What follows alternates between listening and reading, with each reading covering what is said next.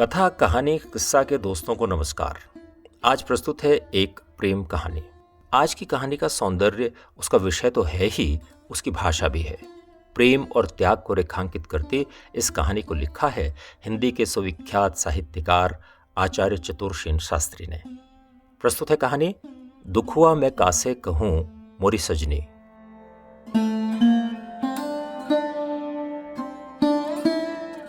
गर्मी के दिन थे। बादशाह ने उसी फाल्गुन में सलीमा से नई शादी की थी। सल्तनत के सब झंझटों से दूर रहकर नई दुल्हन के साथ प्रेम और आनंद की कलोलें करने वो सलीमा को लेकर कश्मीर के दौलत खाने में चले आए थे। रात दूध में नहा रही थी। दूर के पहाड़ों की चोटियां बर्फ से सफेद होकर चांदनी में बाहर दिखा रही थीं। आराम बाग के महलों के नीचे पहाड़ी नदी बल खाकर बह रही थी। मोती महल के एक कमरे में शमादान जल रहा था और उसकी खुली खिड़की के पास बैठी सलीमा रात का सौंदर्य निहार रही थी। खुले हुए बाल उसकी फिरोजी रंग की ओढ़नी पर खेल रहे थे। चिकन के काम से सजी और मोतियों से गुंथी हुई उस फिरोजी रंग की ओढ़नी पर कसी हुई कमखाब की कुर्ती और पन्नों की कमरपेटी पर अंगूर के बराबर बड़े मोतियों की माला झूम रही थी। सलीमा का रंग भी मोती के समान था। उसकी देह के गठन निराली थे। संगमरमर के समान पैरों में जरी के काम के जूते पड़े थे, जिन पर दो हीरे धक धक चमक रहे थे।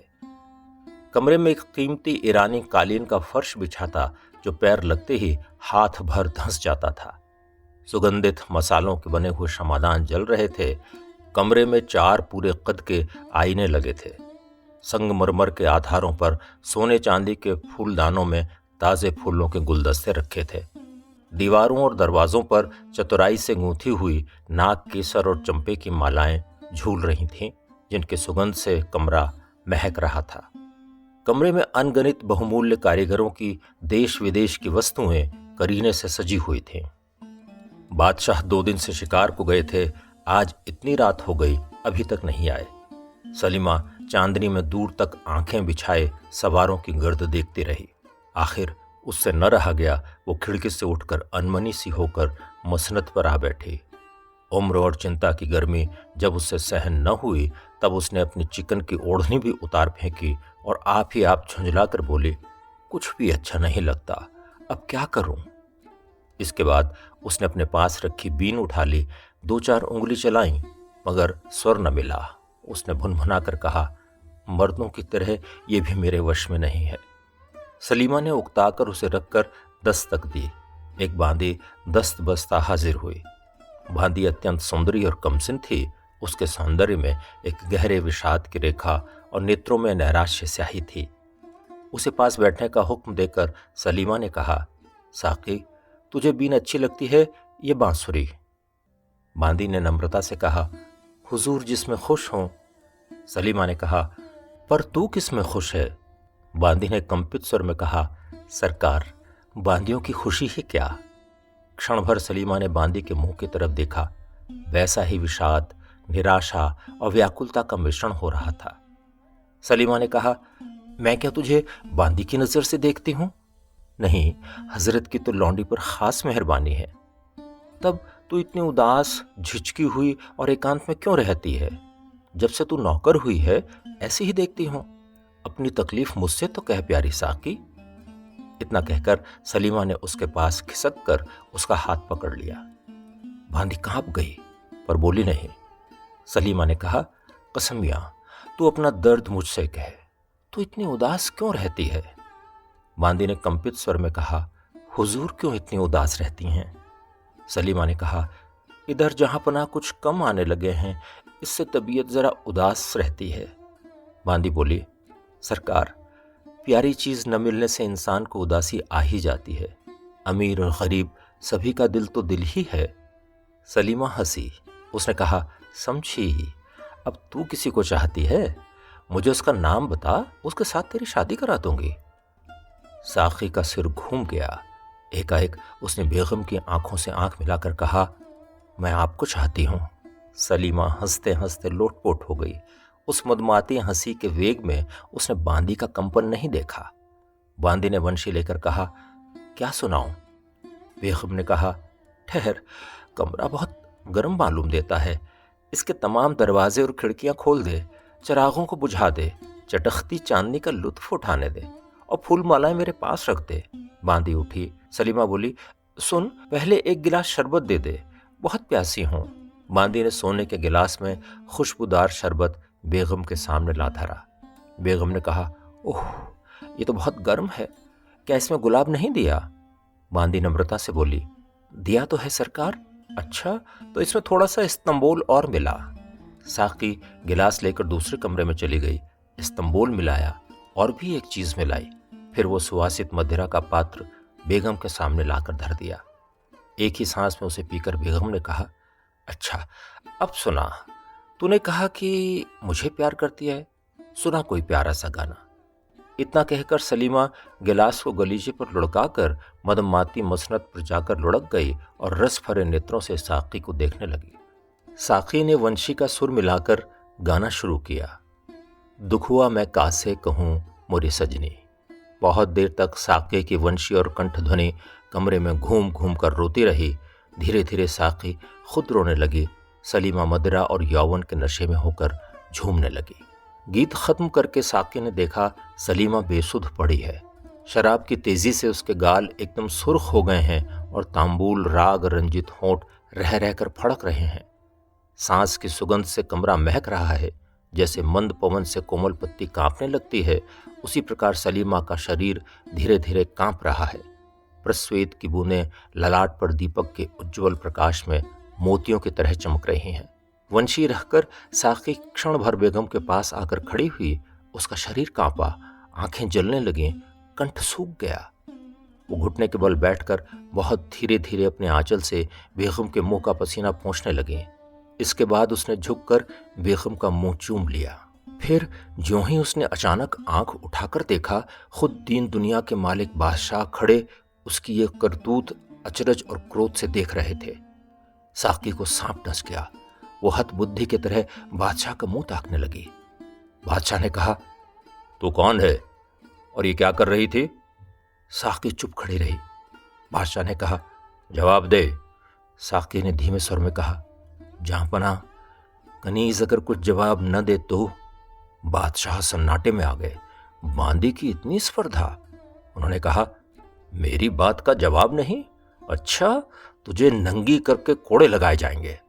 साकी ने कंपित स्वर में कहा, मैं मर्द हूं। बादशाह की आंखों में सरसों फूल उठी। उन्होंने अग्निमय नेत्रों से सलीमा की ओर देखा। वो बेसुध पड़ी सो रही थी। उसी तरह उसका भरा यौवन खुला पड़ा था। उनके मुंह से निकला, उफ, फाहिशा, और तत्काल उनका हाथ तलवार की मूठ पर गया। फिर नीचे को उन्होंने घूम कर देखा। दोज़ख के कुत्ते, तेरी ये मजाल। फिर कठोर स्वर में पुकारा, मादूम।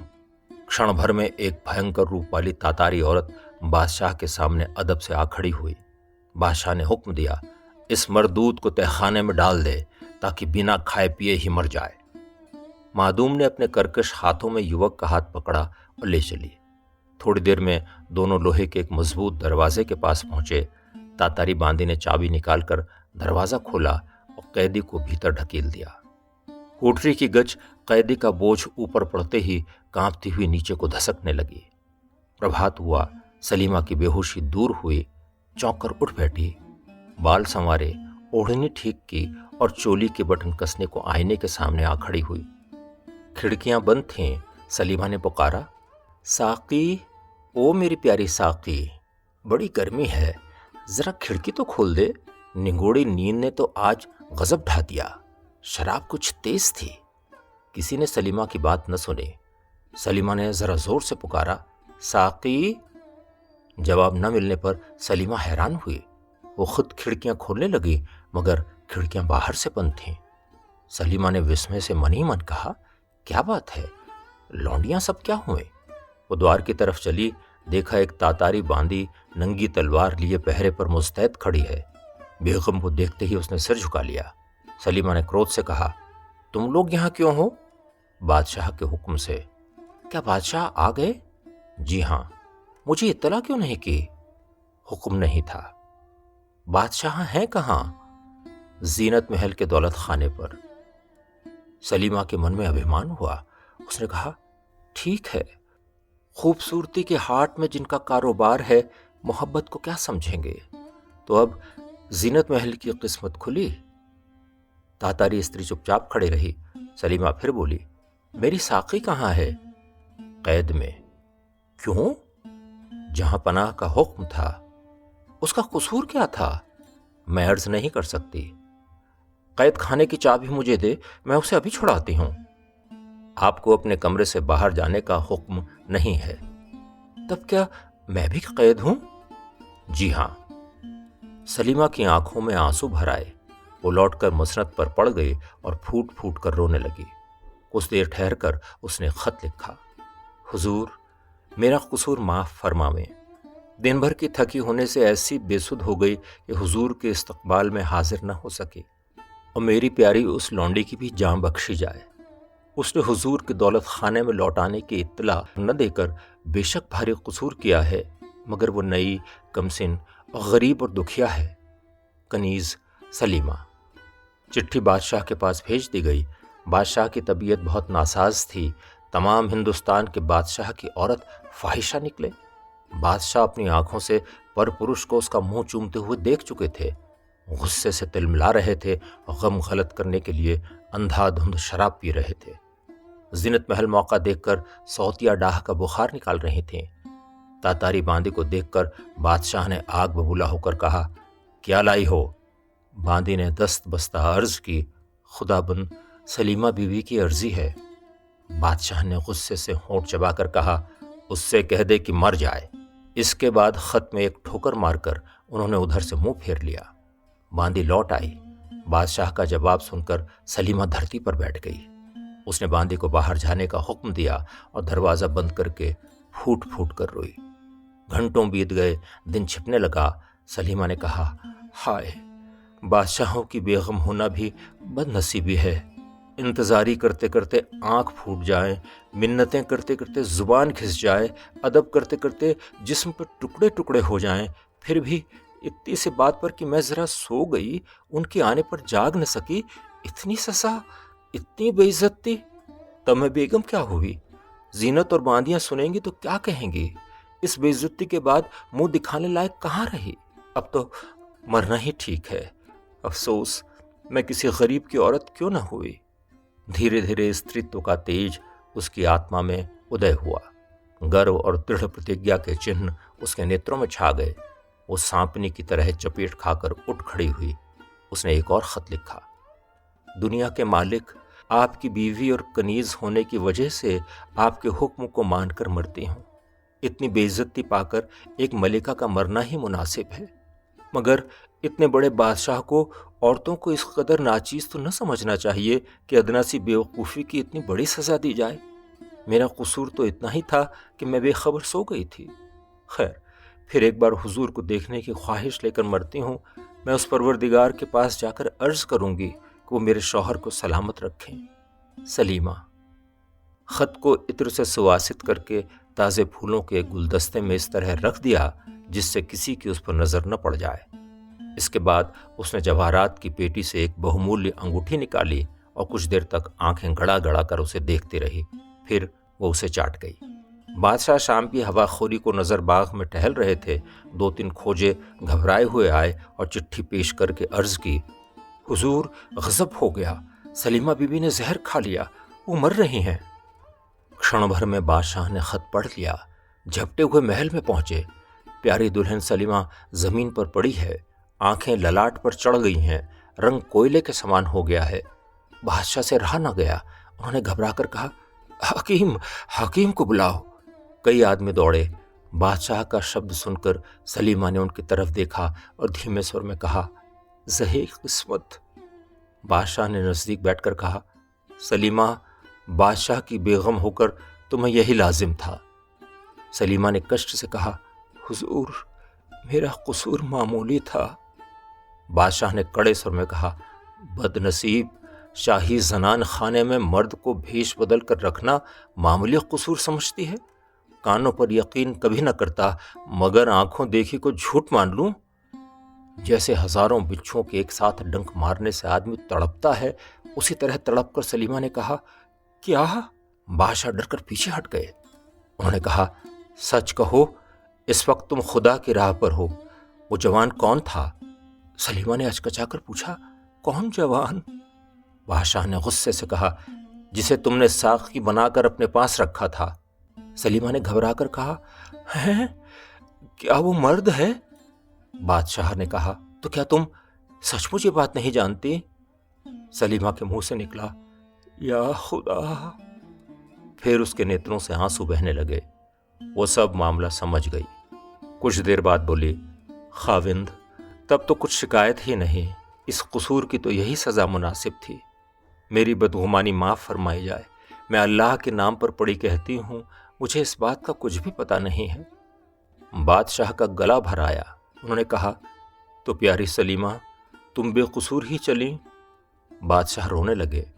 सलीमा ने उनका हाथ पकड़कर अपनी छाती पर रखकर कहा, मालिक मेरे, जिसकी उम्मीद न थी, मरते वक्त वो मज़ा मिल गया।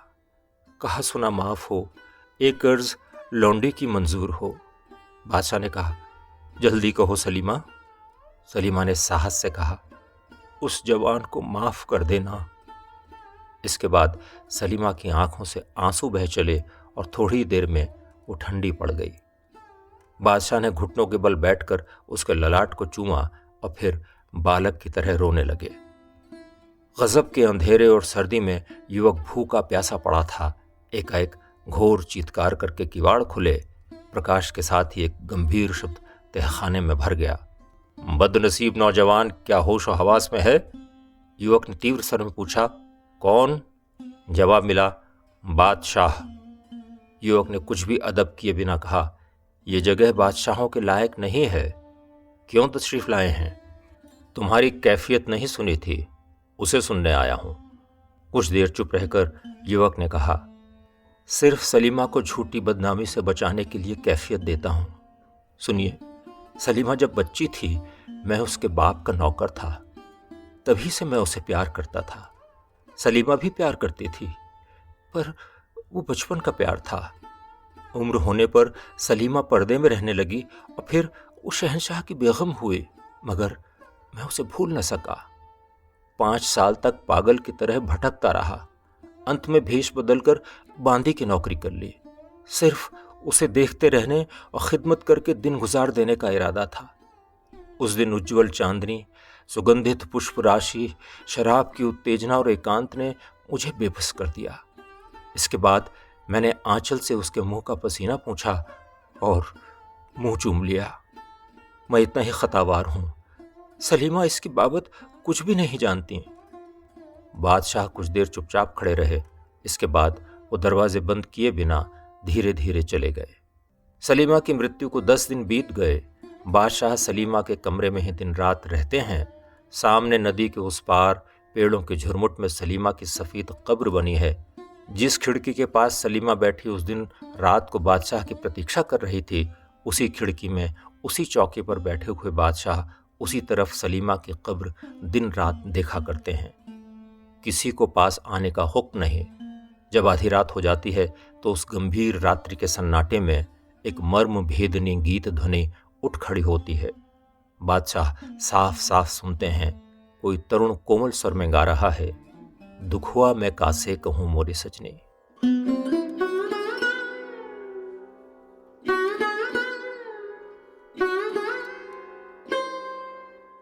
दुख हुआ मैं कासे कहूं मोरी सजनी।